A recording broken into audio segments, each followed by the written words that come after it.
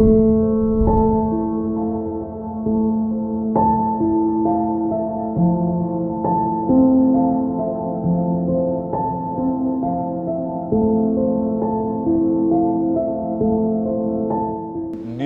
во Битола имаме годишно околу 240 лица кои што починуваат од малигни неоплазми. Тој е просек изваден од Институтот за јавно здравје.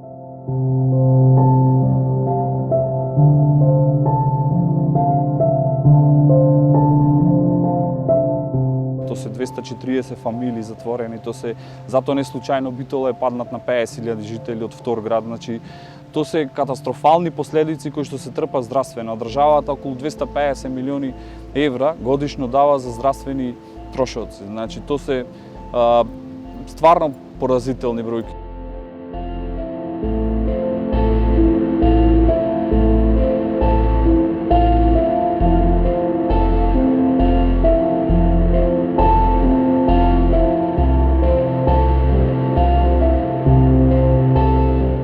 Дури се правени некои истражувања пред 2-3 години, каде што е утврдено дека комбинатот изфрла никел многу повеќе од фени, кој што е само топилница за фероникел.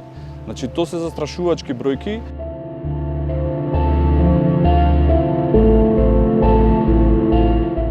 Ние како платформа и како граѓански активисти сме секогаш за директна борба со изворите на штетните честички.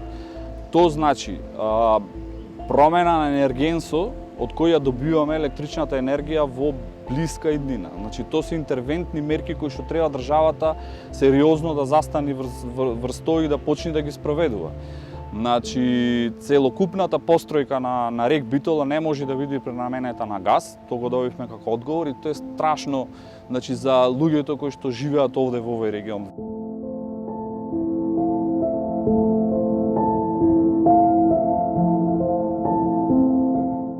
Борбата пак ќе кажам, значи треба да биде насочена кон изворите на загадување. Значи вие не треба да дозволите тие штетни емисии, значи да бидат така испуштени во амбиенталниот воздух. Ако вие не се борите против тоа, се друго наликува на она шминкерска политика како ние сме са екстра загадени, па ние ќе го прочистуваме воздухот со прочистувачи во просториите или не знам, еве сега најновата мерка за инвертери.